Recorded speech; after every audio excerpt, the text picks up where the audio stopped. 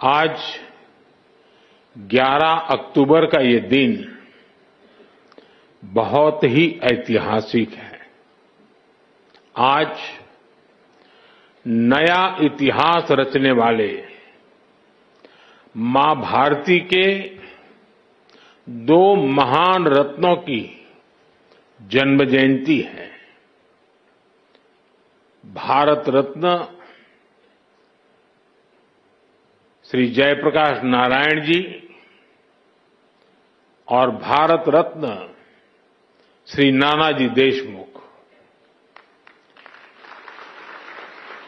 ये दोनों ही महान सपूत ग्रामीण भारत की आवाज थे। लोकतंत्र की क्रांति के अगुवा थे। किसानों और गरीबों के कल्याण के लिए समर्पित थे। आज इस ऐतिहासिक दिन देश की आत्मनिर्भरता के लिए, किसानों के कल्याण के लिए दो महत्वपूर्ण नई योजनाओं की शुरुआत हो रही है। पहली, प्रधानमंत्री धन धान्य कृषि योजना और दूसरी दलहन आत्मनिर्भरता मिशन। ये दो योजनाएं भारत के करोड़ों किसानों का भाग्य बदलने का काम करेगी। इन योजनाओं पर भारत सरकार करीब 35,000 करोड़ रुपए से ज्यादा खर्च करने वाली है।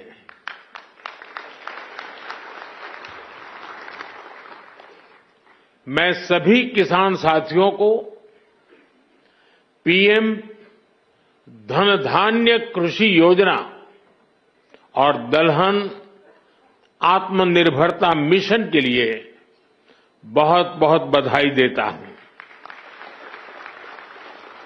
साथियों, खेती और किसानी हमेशा से हमारी विकास यात्रा का एक प्रमुख हिस्सा रही है।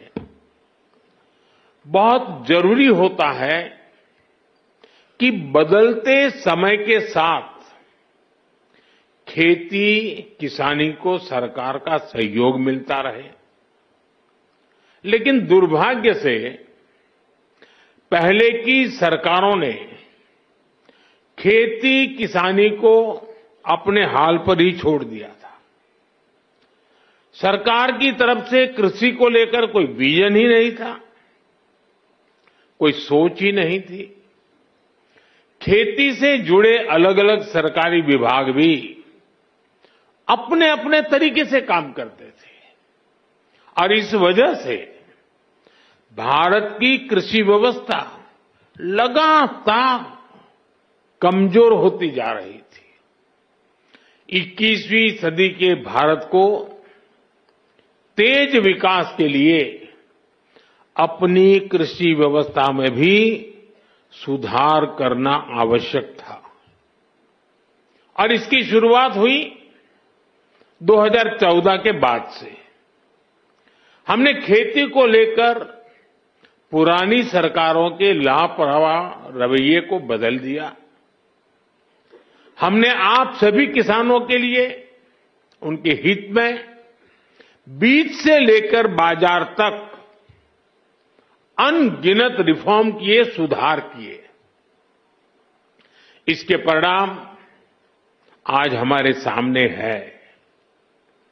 बीते 11 वर्षों में भारत का कृषि निर्यात करीब करीब 2 गुना हो गया।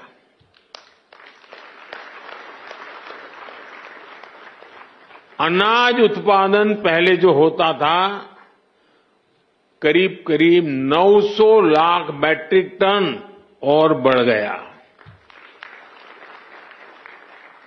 फल और सब्जियों का उत्पादन 640 लाख मैट्रिक टन से ज्यादा बढ़ गया।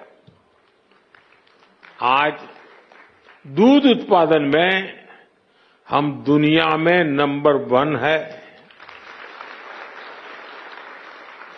भारत दुनिया का दूसरा बड़ा फिश प्रोड्यूसर है। भारत में शहद उत्पादन भी 2014 की तुलना में 2 गुना हो गया है। अंडे का उत्पादन भी बीते 11 वर्षों में डबल हो गया है। इस दौरान देश में 6 बड़ी फर्टिलाइजर फैक्ट्रियां बनाई गई हैं। 25 करोड़ से ज्यादा सॉइल हेल्थ कार्ड किसानों को मिले हैं। 100 लाख हेक्टेयर में सूक्ष्म सिंचाई की सुविधा पहुंची है। पीएम फसल बीमा योजना से करीब 2 लाख करोड़ रुपए, यह आंकड़ा छोटा नहीं है, 2 लाख करोड़ रुपए क्लेम के रूप में किसानों को मिले हैं। बीते 11 साल में 10,000 से ज्यादा किसान उत्पाद संघ एफपीओज बने हैं। अभी मुझे आने में देरी इसलिए हुई कि मैं कई किसानों के साथ गप्पा गोष्ठी कर रहा था। अनेक किसानों से बात हुई, मछुआरों से बातचीत हुई, महिलाएं जो कृषि क्षेत्र में काम कर रही है उनके अनुभव सुनने का अवसर मिला मुझे। ऐसी अनेक उपलब्धियां हैं जो देश के किसान ने बीते 11 वर्षों में अनुभव की है। लेकिन साथियों, आज देश का मिजाज ऐसा बन गया है कि वो कुछ उपलब्धियों से ही संतुष्ट नहीं होता है। हमें विकसित बनता है तो फिर हर क्षेत्र में लगातार बेहतर करते ही रहना होगा, सुधार करना ही करना होगा। इसी सोच का परिणाम है पीएम धन धान्य कृषि योजना। और इस योजना की प्रेरणा बनी है आकांक्षी जिला योजना की सफलता। पहले की सरकारें देश के 100 से अधिक जिलों को पिछड़ा घोषित करके भूल गई थी। हमने उन जिलों पर विशेष ध्यान केंद्रित किया, उनको आकांक्षी जिला घोषित किया। इन जिलों में बदलाव का हमारा मंत्र था कन्वर्जेंस, कोलैबोरेशन और कंपटीशन। यानी पहले हर सरकारी विभाग अलग अलग योजनाओं, जिले के हर नागरिक, सबको जोड़ो, फिर सबका प्रयास के भाव से काम करो और उसके बाद बाकी जिलों के साथ स्वस्थ स्पर्धा करो। इस अप्रोच का फायदा आज दिख रहा है। साथियों, इन 100 से ज्यादा पिछड़े जिलों में, जिसे हम अब एस्पिरेशनल डिस्ट्रिक्ट कहते हैं, अब हम उसको पिछड़े जिले नहीं कहते हैं, 20% बस्तियां ऐसी थी जिन्होंने आजादी के बाद से सड़क ही नहीं देखी थी। आज आकांक्षी जिला योजना की वजह से अब ऐसी ज्यादातर बस्तियों को भी सड़कों से जोड़ा जा चुका है। उस समय जिसे पिछड़े जिले कहते थे, उनमें 17% ऐसे बच्चे थे जो टीकाकरण के दायरे से बाहर थे। आज आकांक्षी जिला योजना की वजह से ऐसे ज्यादातर बच्चों को टीकाकरण का लाभ मिल रहा है। उन पिछड़े जिलों में 15% से ज्यादा ऐसे स्कूल थे जहां बिजली ही नहीं थी। आज आकांक्षी जिला योजना की वजह से ऐसे हर स्कूल को बिजली कनेक्शन दिया जा चुका है। साथियों, जब वंचितों को वरीयता मिलती है, पिछड़ों को प्राथमिकता मिलती है, तो उसके नतीजे भी बहुत अच्छे मिलते हैं। आज आकांक्षी जिलों में माता मृत्यु दर कम हुई है, बच्चों का स्वास्थ्य सुधरा है, पढ़ाई का स्तर सुधरा है। कितने ही पैरामीटर्स में ये जिले अब अन्य जिलों से बेहतर कर रहे हैं। साथियों, अब इसी मॉडल पर हम खेती के मामले में पिछड़े देश के 100 जिलों का, जो खेती के क्षेत्र में, बाकी चीजों में आगे होंगे, ऐसे 100 जिलों का हम विकास करना चाहते हैं, उस पर ध्यान केंद्रित करके काम करना चाहते हैं। पीएम धन धान्य कृषि योजना की प्रेरणा वही आकांक्षी जिलों का मॉडल है। इस योजना के लिए 100 जिलों का चयन बहुत सोच समझकर किया गया है। 3 पैरामीटर्स पर इन जिलों का चुनाव किया गया है। पहला, खेत से कितनी पैदावार होती है। दूसरा, एक खेत में कितनी बार खेती होती है। और तीसरा, किसानों को लोन या निवेश की कोई सुविधा है, और है तो कितनी मात्रा में है। साथियों, हमने अक्सर 36 के आंकड़े की चर्चा सुनी है। हम बार बार कहते हैं उनके बीच तो 36 का आंकड़ा है, लेकिन हर चीज को हम चुनौती देते हैं, उसको उल्टा करते हैं। इस योजना में हम सरकार की 36 योजनाओं को एक साथ जोड़ रहे हैं। जैसे प्राकृतिक खेती पर राष्ट्रीय मिशन है, सिंचाई के लिए पर ड्रॉप मोर क्रॉप अभियान है, तेल उत्पादन को बढ़ाने के लिए तिलहन मिशन है, ऐसी अनेक योजनाओं को एक साथ लाया जा रहा है। पीएम धन धान्य कृषि योजना में हमारे पशुधन पर भी विशेष फोकस किया जा रहा है। आप जानते हैं, फूट एंड माउथ डिसीज यानी खुरपका मुंहपका जैसी बीमारियों से पशुओं को बचाने के लिए 125 करोड़ से अधिक टीके मुफ्त लगाए गए हैं।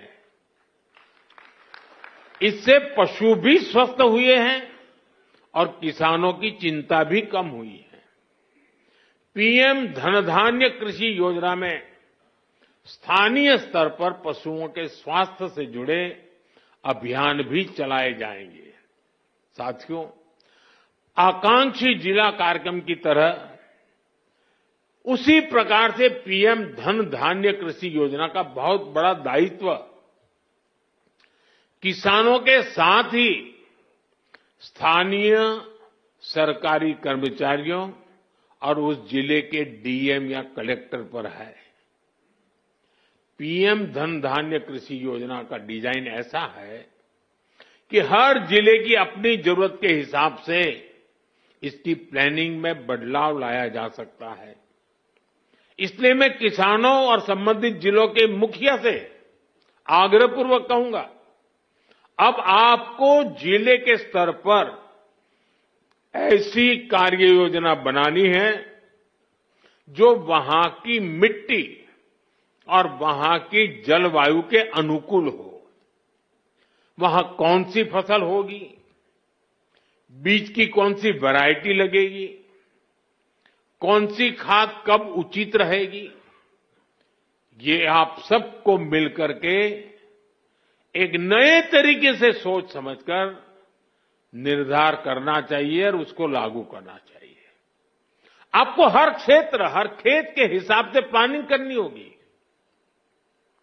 अब जैसे कहीं पानी अधिक होता है तो वहां वैसी उपज होगी, कहीं पानी की कमी है तो वहां उस प्रकार की फसलें उगानी होगी। जहां खेती संभव नहीं, वहां पशुपालन और मत्स्य पालन को बढ़ावा देना होगा। कुछ क्षेत्रों में मधुमक्खी पालन एक बेहतर विकल्प होगा।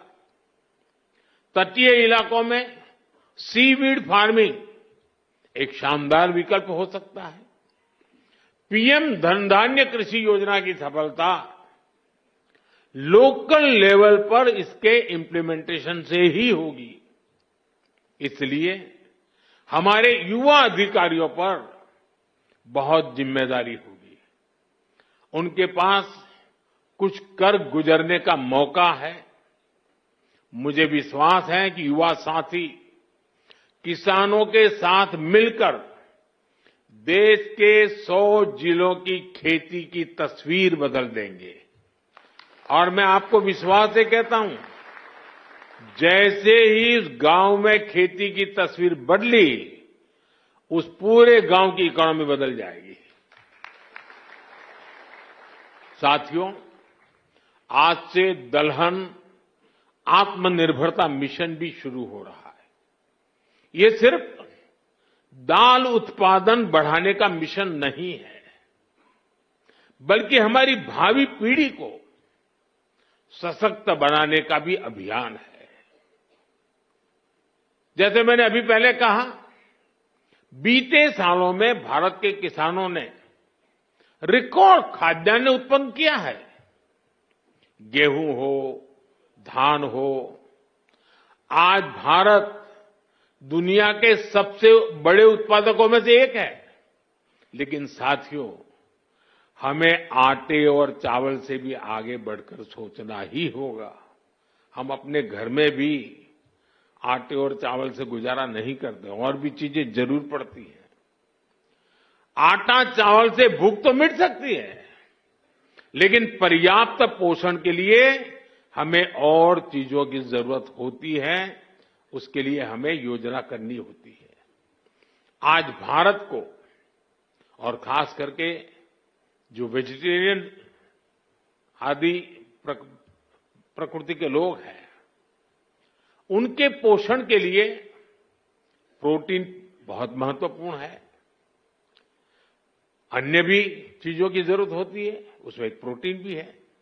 हमारे बच्चों को, हमारी भावी पीढ़ी को उनके शारीरिक विकास के लिए और उसके साथ मानसिक विकास के लिए भी प्रोटीन का उतना ही महत्व है। और स्वाभाविक है, खास करके जो वेजिटेरियन लोग हैं, और हमारे देश में काफी बड़ा समाज है, उनके लिए तो दाल ही प्रोटीन का सबसे बड़ा सोर्स होता है। पल्सेस ही से उसका रास्ता होते हैं। लेकिन चुनौती ये भी है कि भारत आज भी, हम कृषि प्रधान देश तो है, लेकिन दुर्भाग्य देखिए, भारत आज भी इस प्रकार की आवश्यकताओं के लिए अपनी जरूरतें पूरी नहीं कर पा रहा है। आज देश बड़ी मात्रा में दाल का आयात करता है, दूसरे देशों से मंगाता है, और इसलिए दलहन आत्मनिर्भरता मिशन बहुत जरूरी है। साथियों, 11,000 करोड़ रुपए से अधिक का दलहन आत्मनिर्भरता मिशन, इसमें किसानों की बहुत मदद करेगा। लक्ष्य ये है कि दाल की खेती में 35 लाख हेक्टेयर की वृद्धि हमें कैसे भी करके करनी है। इस मिशन के तहत तूर, उड़द और मसूर दाल की पैदावार बढ़ाई जाएगी। दाल की खरीद की उचित व्यवस्था की जाएगी। इससे देश के करीब 2 करोड़ दाल किसानों को सीधा लाभ होगा। थोड़ी देर पहले कुछ दाल किसानों से मेरी बातचीत हुई और मैंने देखा कि वो आत्मविश्वास से भरे हुए थे, बहुत उत्साहित है, और उनका स्वयं का अनुभव पूरा सफल रहा है। और उन्होंने कहा कि कई किसान अब देखने के लिए आते हैं कि भाई इतना बड़ा कैसे कर लिया। देश को दलहन में आत्मनिर्भर बनाने के लिए मैंने उनको बहुत ही मजबूती के साथ, विश्वास के साथ बातें करते हुए देखा।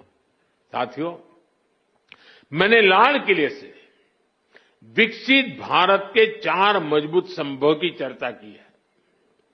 इन 4 स्तंभों में आप, मेरे सभी किसान साथी, हमारे सबसे अन्नदाता हमारे एक मजबूत स्तंभ है। बीते 11 वर्षों से सरकार का निरंतर प्रयास रहा है कि किसान सशक्त हो, खेती पर ज्यादा निवेश हो। हमारी ये प्राथमिकता खेती के बजट में भी दिखती है। बीते 11 वर्षों में खेती का बजट करीब 6 गुना बढ़ गया है। इस बढ़े हुए बजट का सबसे अधिक फायदा हमारे छोटे किसानों को हुआ है। मैं आपको एक उदाहरण देता हूं। आपको पता है कि भारत अपने किसानों को खाद पर सब्सिडी देता है। कांग्रेस सरकार ने अपने 10 साल में खाद पर 5 लाख करोड़ रुपए की सब्सिडी दी थी। मेरे आने से पहले 10 साल में 5 लाख करोड़। हमारी सरकार ने, भाजपा एनडीए की सरकार ने पिछले 10 साल में खाद में जो सब्सिडी है वो 13 लाख करोड़ रुपए से ज्यादा दी है। साथियों, कांग्रेस सरकार एक साल में खेती पर जितना खर्च करती थी, एक साल में खेती पर जो खर्च होता था, उतना तो बीजेपी एनडीए की सरकार एक बार में पीएम किसान सम्मान निधि के रूप में किसानों के बैंक खाते में जमा कर देते हैं। अब तक 3,75,000 करोड़ रुपए सीधे पीएम किसान सम्मान निधि के आपके बैंक खातों में भेजे जा चुके हैं। साथियों, किसानों की आय बढ़ाने के लिए हमारी सरकार पारंपरिक खेती से भी आगे विकल्प उन्हें दे रही है। इसलिए पशुपालन, मछली पालन, मधुमक्खी पालन भी, उनके पर भी अतिरिक्त आय के लिए बल दिया जा रहा है। इससे छोटे किसानों को, भूमिहीन परिवारों को भी ताकत मिलती है और इसका फायदा देश के किसान उठा रहे हैं। अब जैसे शहद उत्पादन का सेक्टर है, 11 वर्ष पहले जितना शहद भारत में पैदा होता था, आज उसका करीब करीब 2 गुना शहद उत्पादन भारत में होता है। 6-7 साल पहले करीब 450 करोड़ रुपए शहद हम एक्सपोर्ट करते थे, 450 करोड़ रुपए का। लेकिन पिछले साल 1500 करोड़ रुपए से अधिक का शहद विदेशों को निर्यात हुआ है। ये 3 गुना अधिक पैसा हमारे किसानों को ही तो मिला है। साथियों, गांव की समृद्धि और खेती को आधुनिक बनाने में आज हमारी बहनों की भागीदारी निरंतर बढ़ रही है। अभी एक देवी जी से मेरी बात हो रही थी, वो राजस्थान से थी। वो अपना स्वयं सहायता समूह से जुड़ी। वो मुझे कह रहे कि आज उनके मेंबर 90,000 है, 90,000। कितना बड़ा काम किया होगा। एक डॉक्टर बहन मिली, स्वयं पढ़ी लिखी डॉक्टर है, लेकिन अब पशुपालन में उसमें लग गई है। देखिए, खेत में फसल का काम हो या फिर पशुपालन, आज गांव की बेटियों के लिए अवसर ही अवसर है। देश भर में 3 करोड़ लखपति दीदियां बनाने का जो अभियान है, उससे खेती को बहुत मदद मिल रही है। आज गांवों में नमो ड्रोन दीदियां खाद और कीटनाशक छिड़काव के आधुनिक तरीकों का नेतृत्व कर रही है। इससे नमो ड्रोन दीदियों को हजारों करोड़ रुपए की कमाई हो रही है। इसी तरह खेती की लागत कम करने में भी बहनों की भूमिका बढ़ रही है। किसान प्राकृतिक खेती से जुड़े, इसके लिए देश में 17,000 से अधिक ऐसे क्लस्टर बनाए गए हैं जो जरूरी मदद देते हैं। करीब 70,000 कृषि सखियां प्राकृतिक खेती को लेकर जरूरी मार्गदर्शन, किसानों को देने के लिए तैयार है। साथियों, हमारा प्रयास हर किसान, हर पशुपालक का खर्च कम करना और लाभ ज्यादा देने का है। अभी जो जीएसटी में नया सुधार हुआ है, अभी शिवराज जी बड़े उत्साह से उसकी बात कर रहे थे, इसका भी बहुत अधिक फायदा गांवों के लोगों को, किसानों, पशुपालकों को हुआ है। अभी जो बाजार में से खबरें आ रही हैं, वो बताती हैं कि त्योहारों के इस सीजन में किसान बड़ी संख्या में ट्रैक्टर खरीद रहे हैं, क्योंकि ट्रैक्टर और भी सस्ते हुए हैं।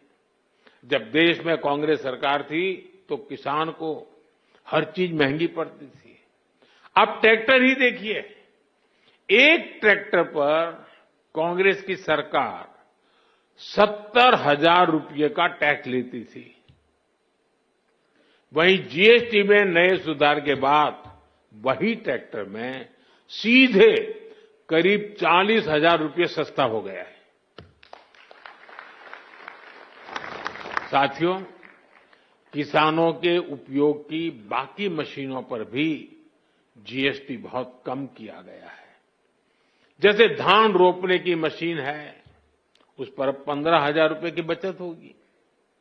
इसी तरह पावर टिलर पर 10,000 रुपये की बचत पक्की हो गई है। थ्रेशर पर भी आपको 25,000 रुपये तक की बचत होगी।